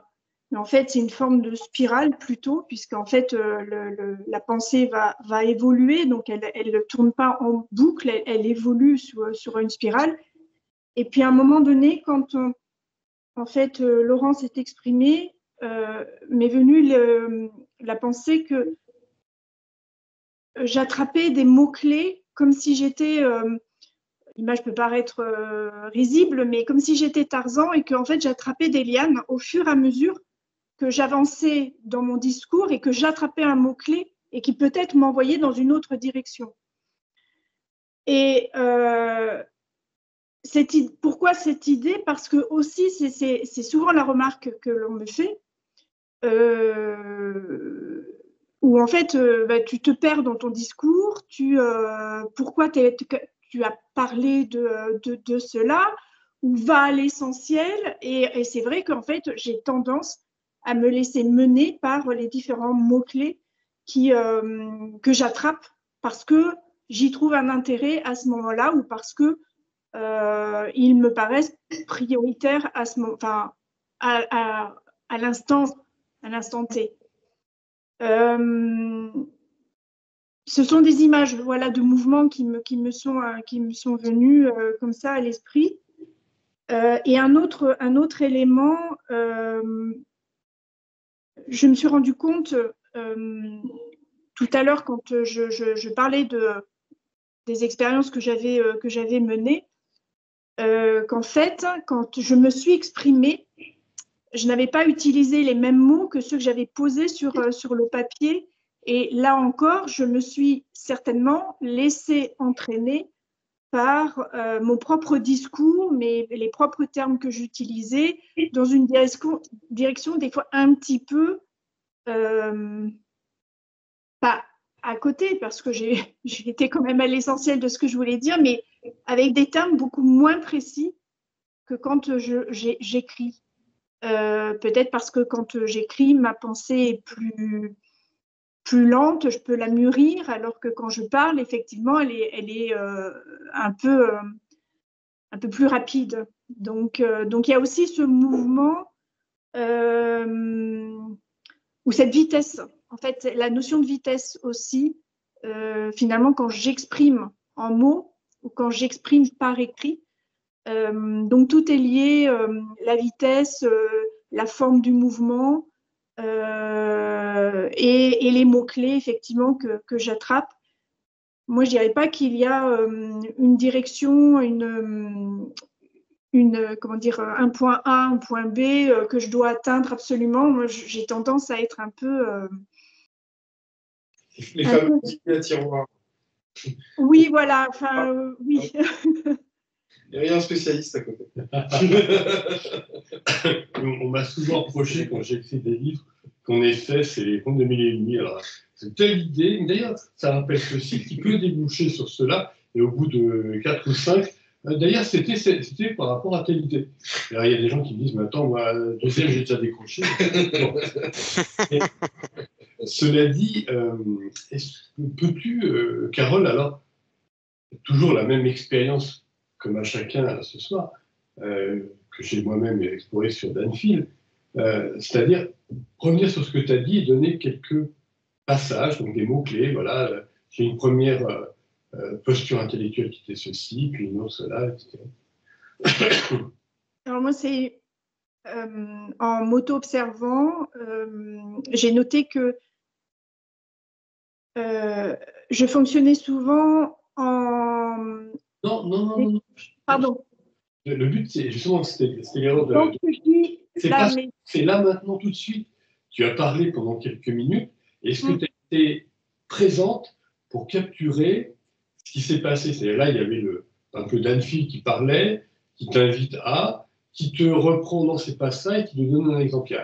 Il y a trois séquences dans le blabla du Danfield que tu peux observer. Donc, si tu peux auto-observer la Carole dans laquelle tu habites et t'apercevoir que là, elle parlait de ceci, cela, cela, qu'est-ce qu'étaient les ceci, cela et cela. Ou bien si tu reprends un discours maintenant et tu es attentif, donc il y a ce qu'on appelle, d'ailleurs c'est souvent une erreur, c'est assez interpellant, d'ailleurs les travaux de Gilles Deleuze en philosophie sur la forme, qui dit finalement, contrairement à Nietzsche, Heidegger et d'autres qui se disaient on va chercher l'être, le fond de ce qu'on dit. Et finalement, non, parce qu'on s'aperçoit que si on change un mot de place dans la phrase, et on va même changer l'orientation de la phrase. Et à partir de là, on se dit que la forme, elle n'est pas rien, elle n'est pas de la forme. Elle est ce qui peut même transformer le fond, ce qui est extrêmement important. Donc si là, nous parlons, bien sûr ce que je dis me paraît important, mais en même temps, comment ma machinerie intellectuelle le dit, justement, quels sont les arguments. Donc là, il y avait justement, non, c'est pas ça. Reviens sur le présent. Gilles Deleuze, la forme et le fond. La forme qui détermine le fond, peut-être, c'est plus important. Voilà. Il y a 4 postures dans le Danfield qui s'est exprimé il y a quelques instants, qui peut prendre conscience là maintenant, une Danfield synthèse qui est en train de s'exprimer tout de suite. Donc, on a les postures intellectuelles et on a aussi, petit à petit, la compréhension, avec l'expérience, du lien entre celles-ci et celles-là. Parenthèse d'ailleurs par rapport à ce que tu disais dans le sens profond de ton propos, la problématique entre un rapport tactique et un rapport stratégique à la vie et à nos pensées. Parce que souvent, en effet, c'est simplement tactique. On dit ça, je vais répondre si. Alors que si on s'est entraîné par rapport à ce que nous travaillons là ce soir, première des 3 connexions que nous allons aborder, eh bien, on s'aperçoit bien qu'on peut, au bout d'un moment, s'apercevoir que ça pense en moi ceci, machinalement, ce que tu disais, Carole, ça voudrait penser en moi cela, celui, mais non, ça j'en parlerai dans 3 jours, à un tel, parce que tel autre sera là, tel sera plus calme, donc je le garde pendant 3 jours. Par contre, maintenant, je viens à parler de cela seulement, ceci et cela, mais pas celui, par exemple. Donc on développe une pensée stratégique parce que précisément on a cadré. Là, on développe une pensée synthétique. Déjà, on a cadré ce qui vient de se penser en nous, comment c'est en train de se penser maintenant tout de suite, par rapport à ce qu'il y avait avant, seulement en synthèse globale. Et puis, j'étais en train de me remémorer la manière dont j'ai parlé tout à l'heure avec Stéphane sur les émotions et comment ça avait fonctionné en moi. J'avais rappelé la partie émotion naturelle, la capture. Le mot capture était revenu. Après, j'ai expliqué un contexte, dans un contexte social, contexte professionnel. Et après, je suis revenu, j'ai donné une conclusion. C'était vraiment en 3 temps. Alors, Carole. J'allais parler des 3 temps, mais en fait, c'est peut-être aussi une déformation professionnelle, puisque à chaque fois, surtout par écrit, je présente en fait mes documents en 3 temps, mais c'est vrai que la notion de synthèse, enfin, je capture un mot qui me fait rebondir ou réagir, et je vais développer une idée. Par contre, la conclusion ou la synthèse, j'ai du mal à la voir. Donc moi, voilà, où la synthèse, j'ai un peu tendance à me perdre. Donc en fait, je capture, j'ai une phrase d'attaque ou un mot qui va me permettre vraiment de partir sur une idée. je développe, des fois j'extrapole et j'arrive pas forcément à la conclusion. Donc, c'est même en écoutant en fait ce que Serge et Danfield tu disais, c'est j'avais comment dire, j'écoutais ce que tu me disais, les exemples que tu me donnais, qui me faisaient réagir. Il y avait certains mots qui me faisaient réagir tout de suite. J'avais tendance à vouloir parler pour effectivement rebondir sur ce que tu disais. Et à un moment donné, effectivement, tu l'as illustré. Je garde cette idée pour pouvoir la récupérer à un moment donné parce que c'était peut-être pas approprié dans l'instant présent. Mais généralement, ce type d'idée, je les retiens pas forcément, même si je voudrais, voilà, même si je voudrais si elles me paraissent importantes dans l'instant présent, elles ont tendance à être un peu plus volatiles. Mais là, maintenant, tout de suite, par rapport à ce que tu viens de dire, est-ce que tu peux nous donner quelques, justement, postures intellectuelles qui viennent de s'exprimer à travers toi depuis quelques instants? Ma première pensée, c'était ci. La deuxième, c'était ça, par exemple. La première pensée, c'était quand j'ai réagi à ce que Serge disait. Donc, en fait, les 3 temps. Et puis effectivement, j'ai développé ou extrapolé. Je ne sais pas si ça répond à ta question, mais peut-être que j'arrive pas encore complètement à concrétiser ou à formuler le mouvement intellectuel qui me traverse. Mais déjà, c'est bien dit. Là, au moins, tu as précisé. Je dirais que dans ton premier temps, c'était une problématique. Il y a la problématique, les 3 temps. Deuxième temps, c'est une explication de ton fonctionnement. Et troisième temps, tu as répété, tu es revenu sur les propos de Danfield, donc on pourrait dire, comment on pourrait dire ça ? Une exemplarisation. Voilà, une exemplarisation. Oui, une illustration. Une illustration, bravo. C'est exactement ça. C'était comme ça que ça s'est déroulé dans ton cerveau. D'accord. Bon, alors, la suite... C'est passionnant, hein, on peut le dire. Hein. Alors, on a un petit peu travaillé, j'y reviens, donc, sur du sensoriel, donc de l'entrant-entrant, c'est-à-dire 10 inter 14, c'est-à-dire, on a un petit peu évoqué avant, je l'ai cité, mais entrons en expérience. Là, je peux parler, et puis je me rappelle de avant. Alors, avant, pour ma mémoire, c'est vous, nous, et puis nous dans quelques instants avant. Et puis en même temps, quelqu'un qui citait un exemple, alors c'était Stéphane, histoire de maison. Donc, je peux avoir dans mon cerveau le mot maison, la voix de Stéphane, c'est la voix de Stéphane, en train de, c'est comme un disque, hein, la voix de Stéphane qui redit maison, mais en même temps qui évoque la maison, et la maison qui prend forme. Donc là, un élément visuel qui travaille donc mon cortex conceptuel. Donc il y a une conceptualisation d'origine sensorielle, d'origine auditive et d'origine visuelle qui vient de se travailler dans mon cerveau à l'instant.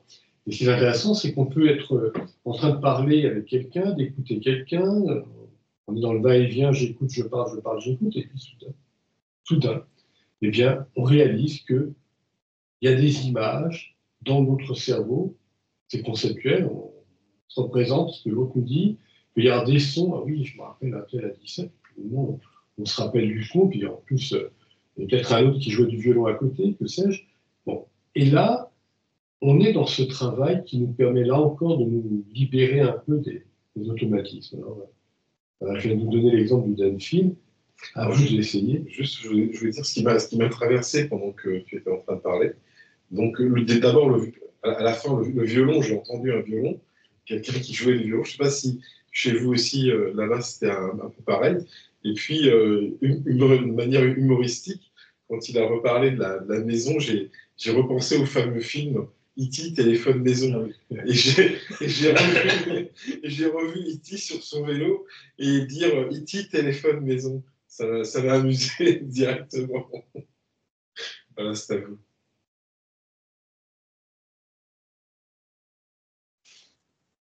Moi, j'ai une pensée très simple. Hein, mes yeux se sont détachés de l'écran et en écoutant Danfield, j'ai vu Danfield en 3 dimensions. Voilà. Wow. Tout simplement. Tout simplement. En hologramme, il était chez toi, ça y est. Où j'étais chez lui.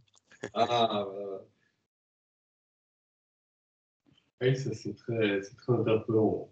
On aura l'occasion de parler de bilocation, comme évoquait Isabelle, mais c'est vrai que là, ne serait-ce que, je crois qu'on en a parlé d'ailleurs du mémoire, il se pense en moi qu'on en a parlé une fois, on est devant un écran, à la fois il y a son chez-soi, il y a l'écran, et quand on se dit je pourrais être en 3 dimensions avec l'autre, on peut être à la fois chez l'autre. Alors, Amaury, tu étais déjà dans son petit salon jaune il y a quelques années, 10 ans en arrière, mais on peut être à la fois chez l'autre et en effet, on peut attirer l'autre chez soi et on peut même juxtaposer les deux. On avait tenté d'ailleurs avec ça, ce genre d'expérience assez particulière,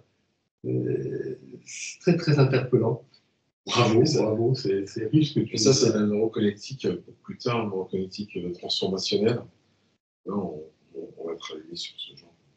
Oui, peut-être, j'avais déjà parlé de cet exemple où, lorsqu'on est très proche d'une personne, on peut, sur la base des mots, avoir une image qui apparaît.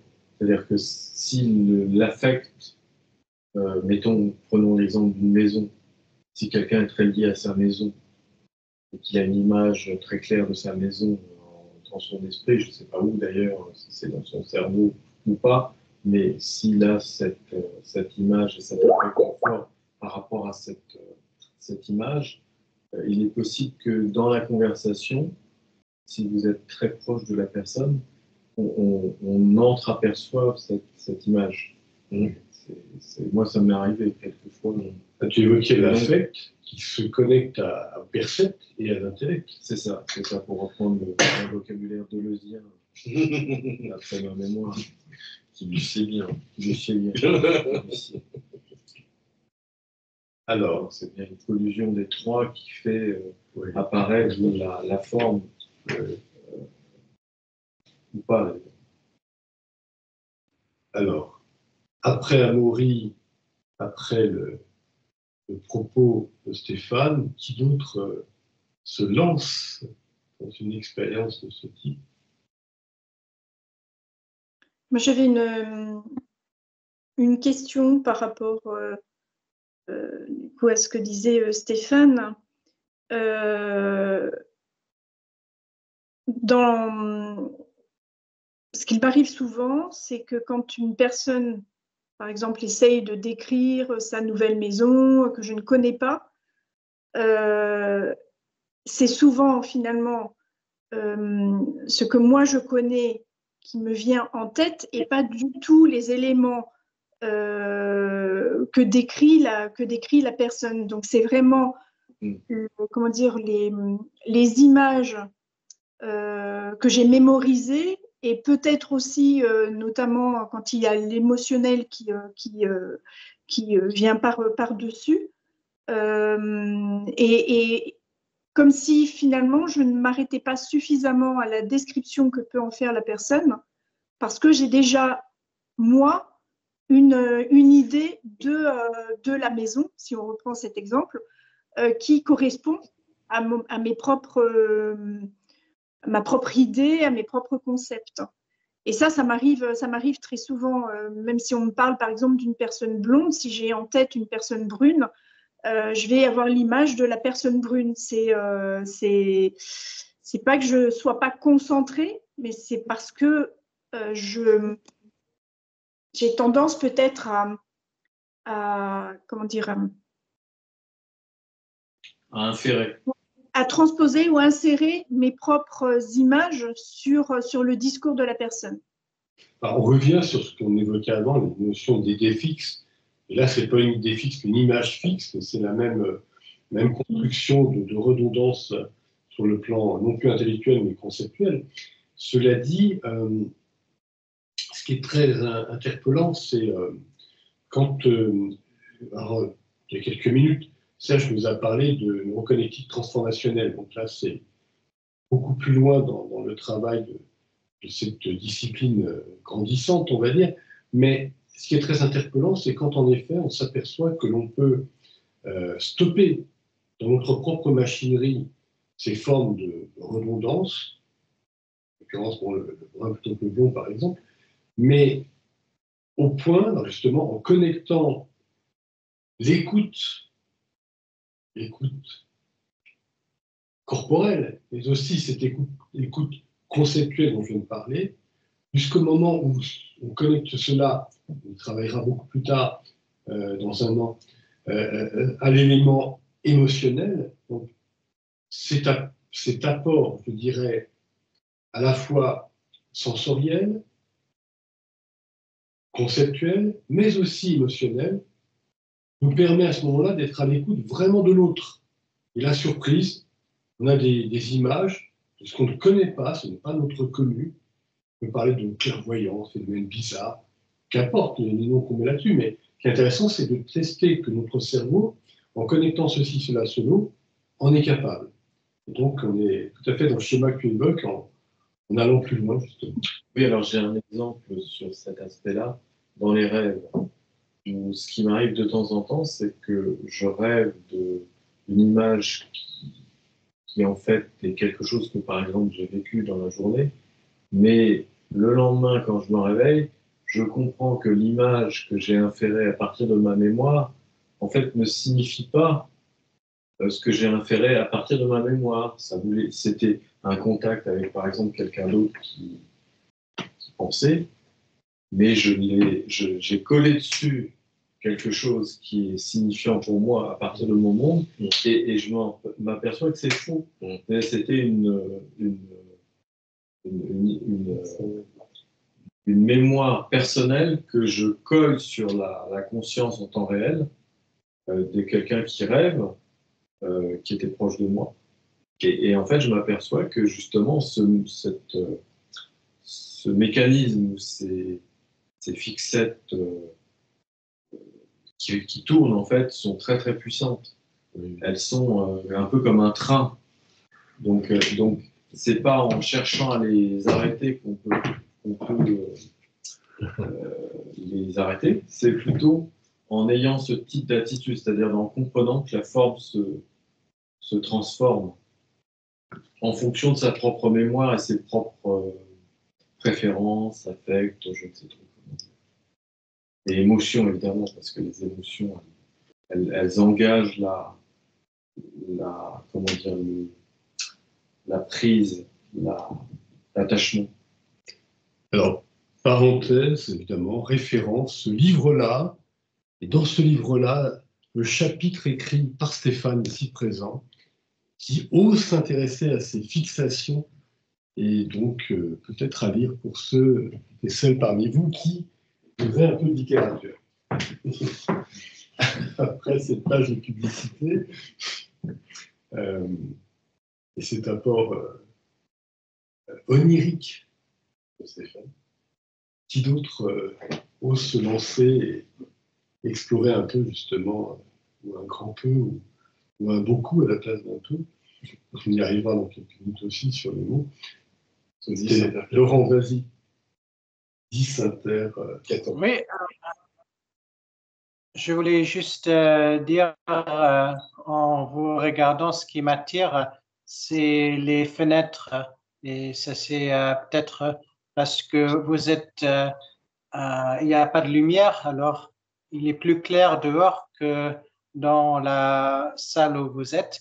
Et effectivement, les fenêtres derrière vous présentent deux images qui sont distinctes. Alors, à droite, il y a comme une maison avec des volets, et à gauche, il y a un mur, un très grand mur. On imagine peut-être le mur d'un grand château. Alors, il y a des images très fortes qui sont évoquées de l'autre côté de la fenêtre. Alors, ça, c'est pour l'instant ce qui m'attire l'attention, peut-être parce que les fenêtres sont plus grandes que vous.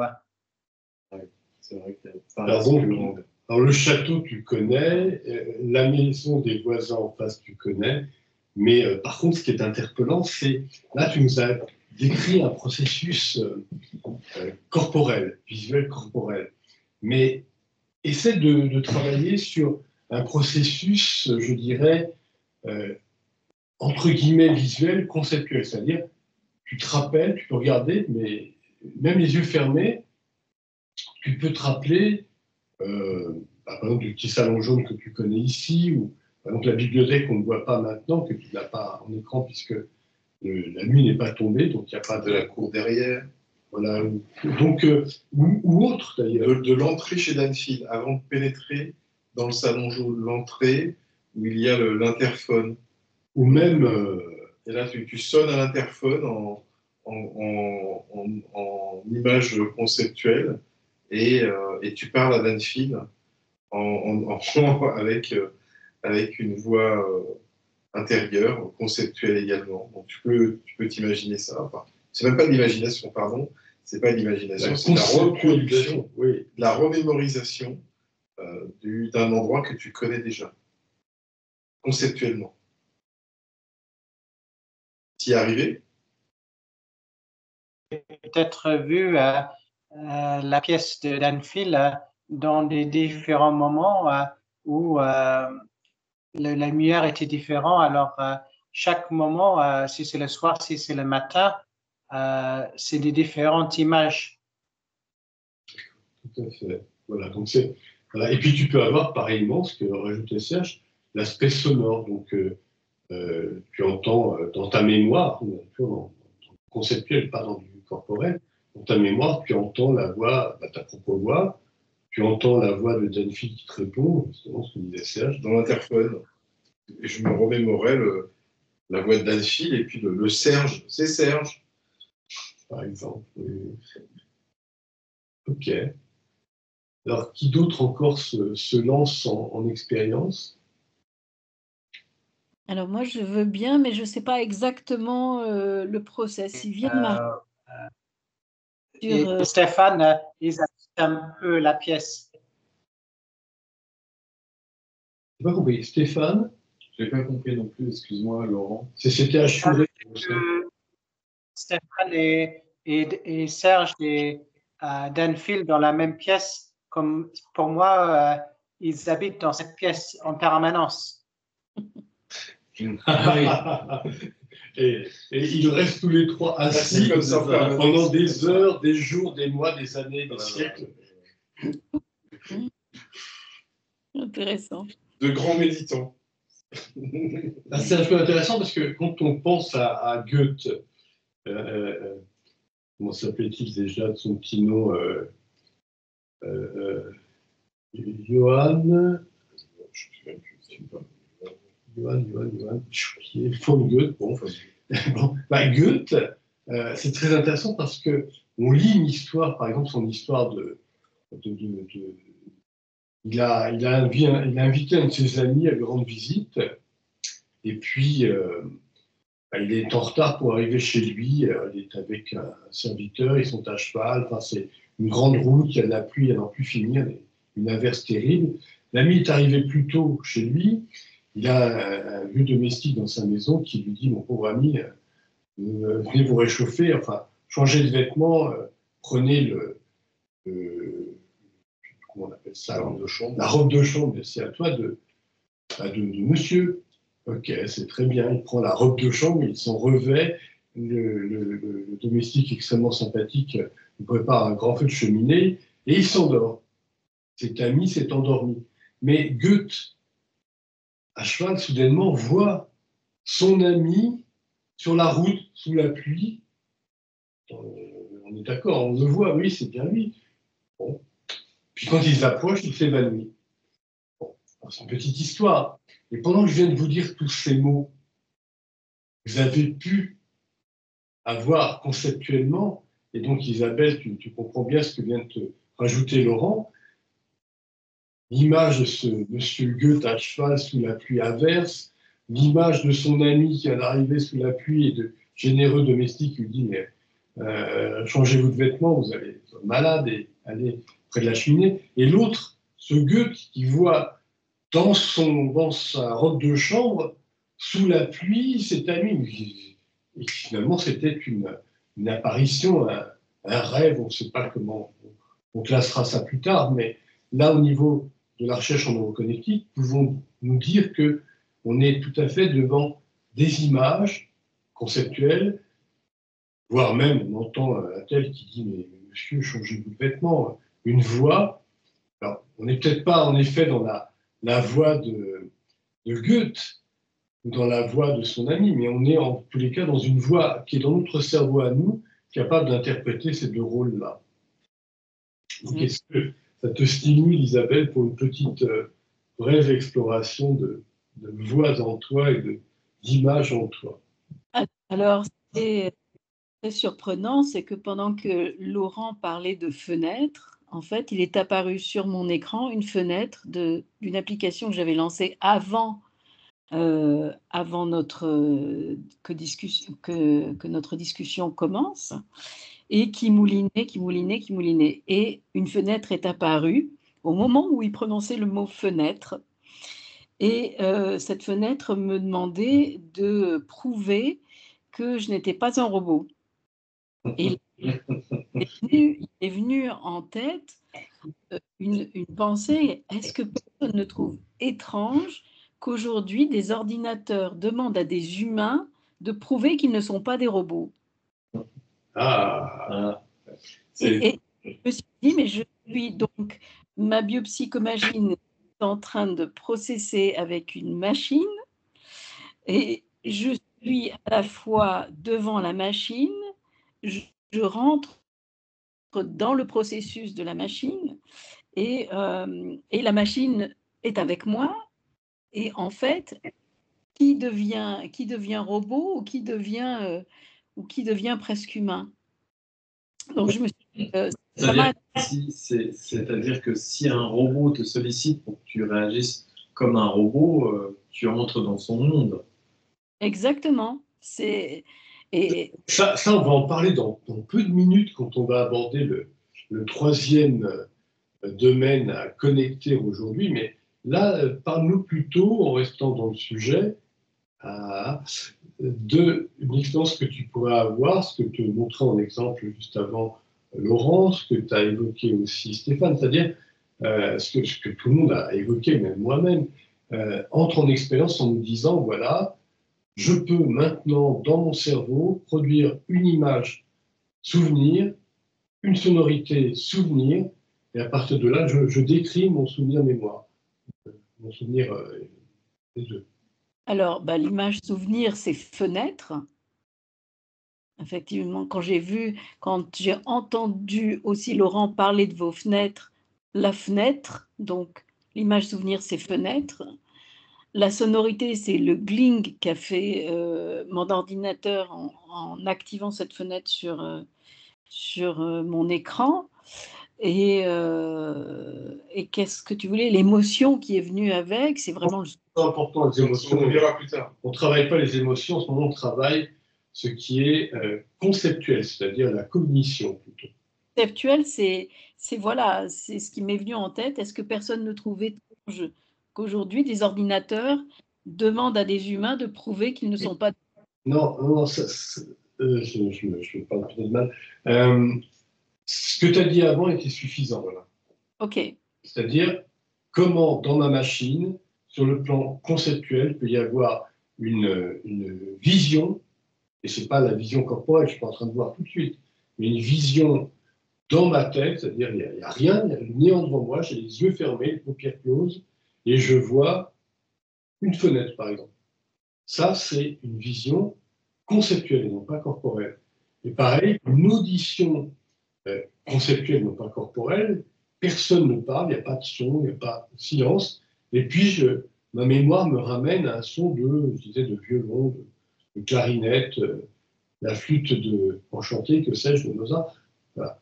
C'est ça que l'on doit travailler là maintenant, d'attraper, de capturer des éléments. Quand on parle, blablabla, on avait qu'un tel, une telle, voilà. Et puis soudainement, une image, où vient une image conceptuelle. ou bien une sonorité conceptuelle. Je vais ajouter juste une précision. Donc, vous avez la possibilité de vous remémorer une situation vécue conceptuellement et un son vécu conceptuellement. Vous avez la possibilité de créer un son ou une image. Et une image, pardon. Donc,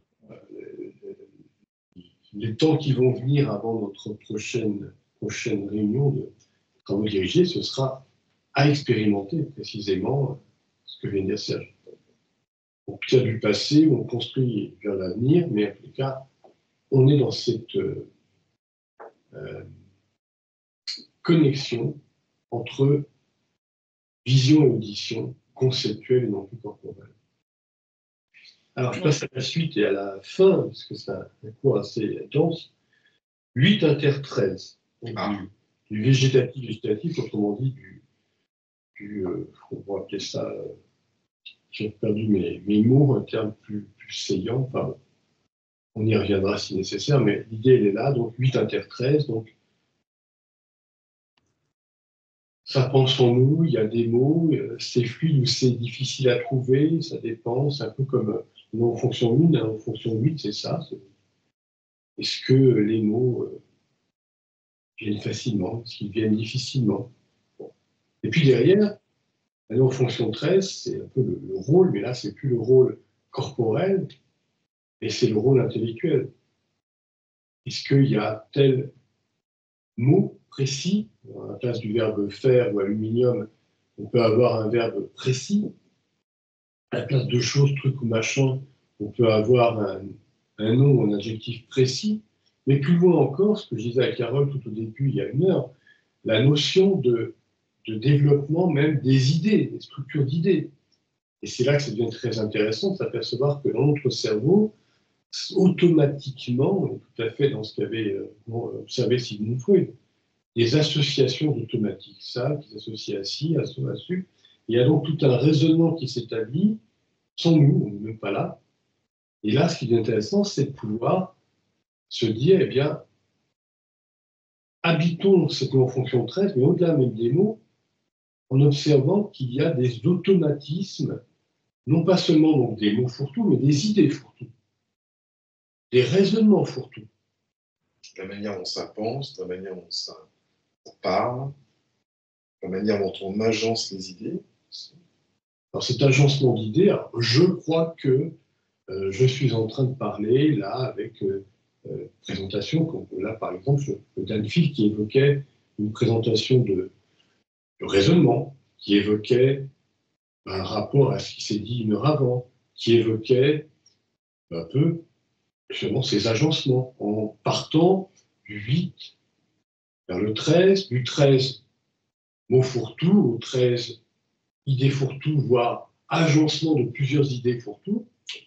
Mais, donc là je viens de montrer ce schéma, cette structuration, mais ce qui peut être intéressant, c'est d'apercevoir la précision que l'on peut avoir, la précision que l'on peut fournir l'effort de décider précisément pour ne plus être dans ces mots fourre-tout, ces idées fourre-tout, ou ces raisonnements, agencements d'idées fourre-tout.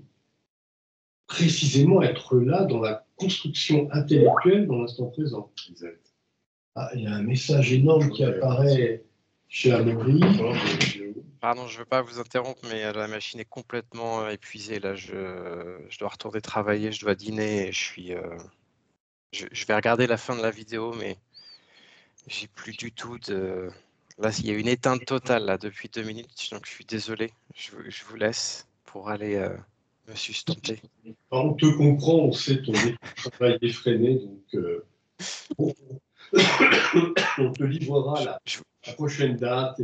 Voilà, je m'adapterai à la date. Avec un peu d'humour, rythme de travail effréné tout en accéléré. Oh. Bon courage. Merci, à bientôt. Salut. Grosse bise à Maury. Et oui, nous passons tous par des moments difficiles parfois.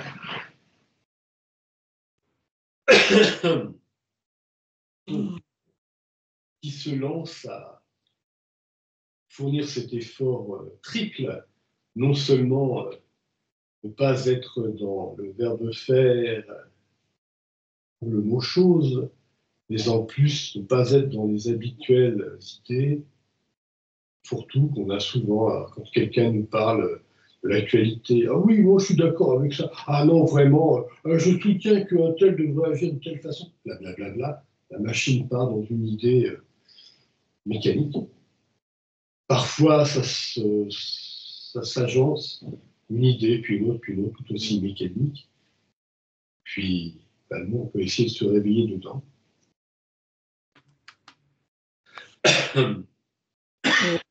Isabelle. On peut imaginer de s'entraîner avec ça et d'en reparler la prochaine fois, parce que c'est vrai que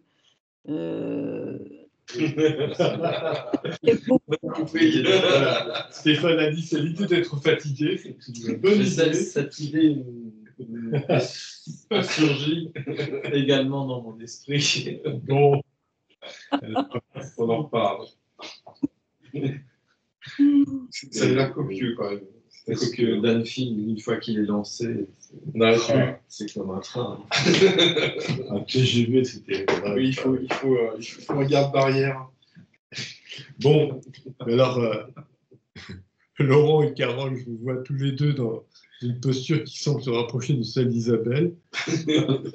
Oui, moi j'avais envie de dire qu'il faut que le concept fasse corps en nous pour que effectivement on puisse s'entraîner. Mais non, moi j'avais quand même une question. Je participe à des ateliers de français avec des étrangers et en fait, je me suis rendu compte qu'on utilisait beaucoup d'expressions toutes faites, qu'on a énormément de mal à expliquer aux étrangers. Est-ce à dire qu'il faut éviter d'utiliser des expressions un peu surannées ou comme celle que vous aviez utilisée, comme passer du coq à l'âne? Alors là, pour l'expliquer à un étranger, c'est totalement impossible. Enfin, tel quel. Il va demander pourquoi un coq et pourquoi un âne. Mais est-ce qu'il faut éviter effectivement ces idées qui sont un peu fourre-tout dans le langage quotidien ou... J'aurais deux réponses, Carole, parce que quelqu'un en toi dit faire corps, se pesant, et ce sont des mécanismes comme, je pense à un ami qui pourtant écrit des livres, il en a écrit, je ne sais pas si je dois le montrer, allez, j'ose spécialement pour Carole, est-ce qu'il est là? Il n'est pas là. Mais quand tu as un ami très sérieux qui commence à avoir une expression du type je faisais la queue. Bon. Et quand tu entends, par exemple, tiens, voilà, un livre comme ça, une réflexion très, très sérieuse, un autre livre comme ci, et tu te dis, mais comment un personnage aussi intelligent, aussi structuré, aussi va dire et va écrire je faisais la queue. Donc à mon avis, c'est pour ça que je te montrais deux, pour moi, il faut à la fois expliquer à des étrangers c'est courant, on entend couramment, il faisait la queue. Mais il est plus logique, plus élégant, et le sens est profondément, il attendait dans la file d'attente. Ou il était dans la file d'attente. Qu'est-ce qu'on a comme expression aussi faire des courses. Est-ce que c'est une course à cheval, une course à pied, on ne sait pas trop. Donc on peut dire oui, quelqu'un qui dit qu'il va faire des courses, on peut le noter, mais la formule élégante, ce sera je vais m'approvisionner chez l'épicier. Voilà, c'est à mon avis, il faut avoir les deux. Faire du vélo. Ouais, mais c'est des raccourcis, c'est un peu comme des pommes C sur l'ordinateur. C'est ça. Donc est-ce que c'est bien ou est-ce que c'est un bien ou est-ce que c'est un mal? Je ne sais pas. C'est des Ben, disons, oui, c'est Synthèse, c'est des expressions synthétiques ben, on a, pour faire passer une idée plus vite, Pour faire passer pour amener une idée plus vite. oui. Ben, ce que nous disait Maurice, que pourrait nous dire Laurent, en langue anglaise, souvent, les mots sont raccourcis par rapport à la langue française. Donc on se dit, youpi, j'ai économisé, au lieu de 3 syllabes, j'en ai dit une, puis au lieu de 5 mots, j'en ai dit 2, mais de toute façon, on peut mourir dans 10 secondes. Ah, ça y est, je suis mort. Donc à partir de là, on peut se dire sérieusement, prenons le temps, disons ce qui a du sens, parce que, allons plus loin, et pour les étrangers à la langue française, c'est quand même important de se dire, je parle et ce que je dis a du sens. Plutôt que d'être justement dans des expressions, certes raccourcies, mais finalement insensées. On va dans l'hôpital psychiatrique, c'est affreux. Alors que si on fournit l'effort d'être toujours dans l'effort de sens, et on peut se dire que même dans le grand âge, on évitera peut-être quelques maladies dégénératives, parce que précisément, on sera présent à fournir l'effort de sens. L'expression de tout à l'heure, ce que tu disais aussi Stéphane, mais c'est cette réflexion sur comment je peux avoir dans ma région de Wernicke ma capacité à être dans les neurones sémantiques et non pas simplement j'entends des mots puis bon.